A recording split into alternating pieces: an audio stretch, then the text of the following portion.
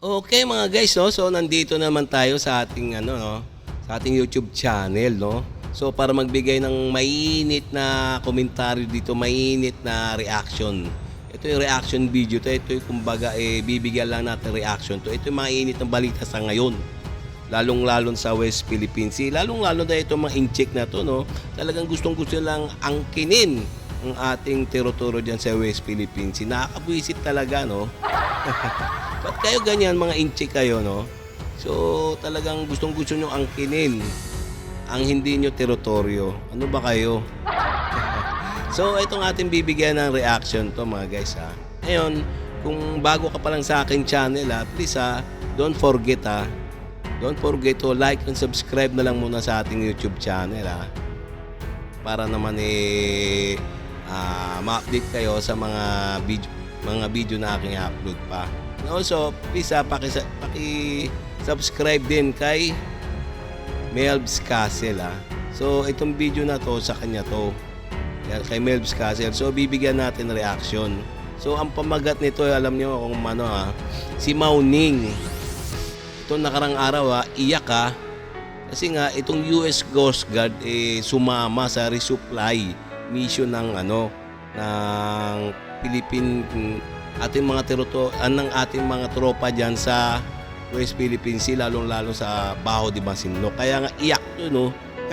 Ano na naman 'to, no, nagkandara pa na naman, kakaiyak. O ngaw-ngaw na naman 'to. Panay ang ngaw-ngaw na naman 'to ni Mao-Ning Buisit. Sumama lang ang US Coast Guard, hindi na sila nakaporma. So, kaya sinabihan pa nga sila ng US Coast Guard na gusto mo banggaan Ayun ang sabi Ayun ang sabi ng US Coast Guard dun sa China. Kaya alamin natin kung talagang totoo to. So, umpisa na natin please bago tayo mag-umpisa, please like and subscribe na lang mo sa ating YouTube channel. Okay, umpisa na natin. US Coast Guard sumama sa resupply mission. Noong isang araw kasi binomba na naman ng BIFAR ng water cannon. Ngayon, inescortan na ng US Coast Guard ang bagong resupply mission para masiguradong walang untoward incident o manggugulong mga Chinese. Dito naging matagumpay nga ang RORE mission sa kabila to ng pagbuntot ng 4 na Chinese Coast Guard at Maritime Militia. Oo, may nakabuntot na China pero hindi to lumapit.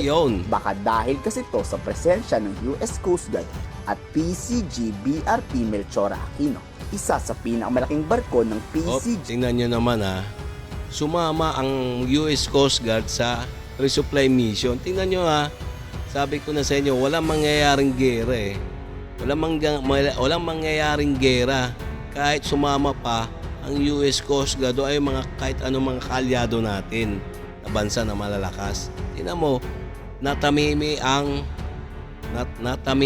mga incheck. Tingnan nyo naman hanggang tanaw-tanaw na lang sila, tatanaw-tanaw na lang sila. Ganyang kaduwag ang mga incheck. Gina sumama sa mission. Hindi nga nagustuhan ni Mao-Ning ang pagsama ng US Coast Guard. Talagang naghahanap daw ng gulo ang Pilipinas at US. Inuudyukan kasi ng Amerika ang Pilipinas na labanan daw silang mga Chinese. US daw ang nagpapalala ng tensyon sa South China Sea. The US should refrain. Oy, teka parang mali yata yung narinig natin Ang sabi ng China daw, US pa raw ang nagdadagdag ng tension sa West Philippine Sea. So, parang mali, di ba, no? Samantalang, sino ba unang nagwa-water cannon? O masyadong agresibo pagdating diyan sa West Philippines? Sila nga nang babangga, no? Ano ba sila? Gumagawa lagi sila ng mga fake news, no? Itong mga incheck na ko. Kaya nga nakakabwisit talaga, nakakabwisit na nakakatuwa itong mga incheck na to, lalong-lalo na to si Mao-Ning na to.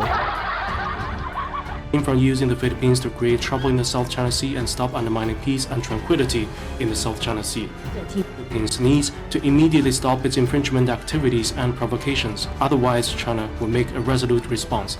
May mga nagsasabi at naninira pa sa Armed Forces of the Philippines at Philippine Coast Guard na baka kaya hindi winater cannon ng Pilipinas sa Ayungin Shoal dahil pinakyat ang China sa barko natin. ininspeksyon ang dala nating mga kargamento. Pinalagyan niya ng Philippine Navy Commodore Roy Trinidad. Oh, Kung pinaakyat daw, tingnan nyo. Gumawa na naman ng kalokohan to mga incheck na to, no?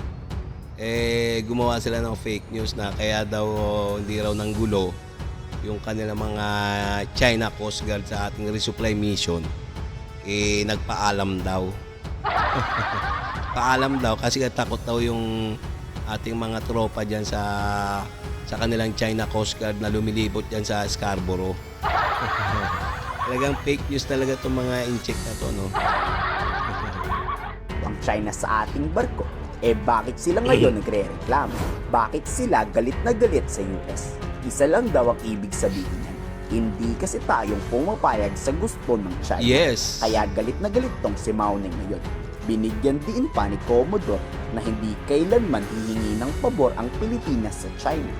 Ayungin Shoal or Second Thomas Shoal is a low tide elevation within our EEZ. Yun. We have sovereign rights over Ayungin Shoal. BRP Sierra Madre is a commissioned vessel of the Philippine Navy. It is our mandate to provide provisions for treatment Yes. aboard BRP Sierra Madre. We need not seek permission from any foreign power, much more from one that has encroached into our EEZ. These missions will continue. Magsasagawa naman ang ilang Yun, tingnan nyo naman. So, matapang na sinabi ni Philippine Navy, Commodore, Ayan, tingnan naman, matapang na sinabi na hindi kailangan humingi ng paalam kahit sa kaninong foreign power. Yan. Kasi nga, sa atin ang 200 nautical miles within EEZ, Exclusive Economic Zone. So, ito lang, makulit lang itong mga incheck na to.